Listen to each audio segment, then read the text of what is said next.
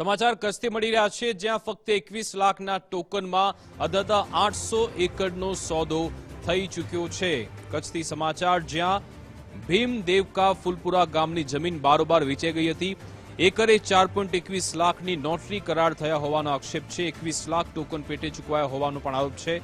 Solar plant માટે વેચાણનું લખાણ પણ સામે આવ્યું। 117 ખેડૂતના નામ અને જમીન સર્વે નંબર સાથે સાટા કરાર થયા। સમગ્ર મામલે ગાગોદર પોલીસ મથકે રજૂઆત કરવામાં આવી છે। આજ રોજ ફૂલપુરા ભીમદેવકા બે ગામના ખેડૂત ખાતેદારો જે 117 છે એ લોકોની જમીન ગઈકાલે અમને 10 વાગે માહિતી મળી એ પ્રમાણે ખાનગી કંપનીએ સાટા કરાર ઉપર વેચી નાખી। જે ખેડૂતોને ગઈકાલે 10 વાગે ખબર પડી અને ખેડૂતો એકદમ આક્રોશમાં આવી અને લાલ ઘૂમ થઈ ગયા અને પોલીસ સ્ટેશને આવ્યા।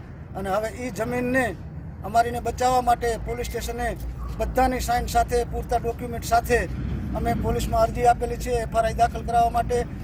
જે આ જમીન વેચાણ કરવા માટેનું જે કાવતરું ઘડ્યું છે એના વિરુદ્ધ કાયદેસરની ધારાધોરણ મુજબ કાયદેસરની ફરિયાદ નોંધાય એના માટે અમે સૌ આજ રોજ અહીંયા ઉપસ્થિત થયા છીએ। અને જો આ ફરિયાદ નોંધવામાં નહીં આવે તો આવનારા સમયની અંદર આ ગાંધી ચિંધ્યા સુલે શાંતિનો ભંગ કર્યા વગર ગાંધી ચિંધ્યા જવાની ફરજ પડશે। તો અમે સૌ ખેડૂતોને સાથે રાખીને જશું। અને અહીંયાથી હું સૌ કચ્છ અને ખેડૂતના જે કચ્છ અને વાગડના જે ખેડૂતો છે આ ખેડૂતોને હું કહેવા માગું છું કે આ કંપનીઓ દ્વારા હવે ખૂબ પગ પેસારો ખેડૂતોના ખેતરોમાં કરવામાં આવી રહ્યો છે। તો સૌએ સજાગ થવું જરૂરી છે। સૌએ આ તંત્ર સામે અવાજ ઉઠાવવો જરૂરી છે। તો આપ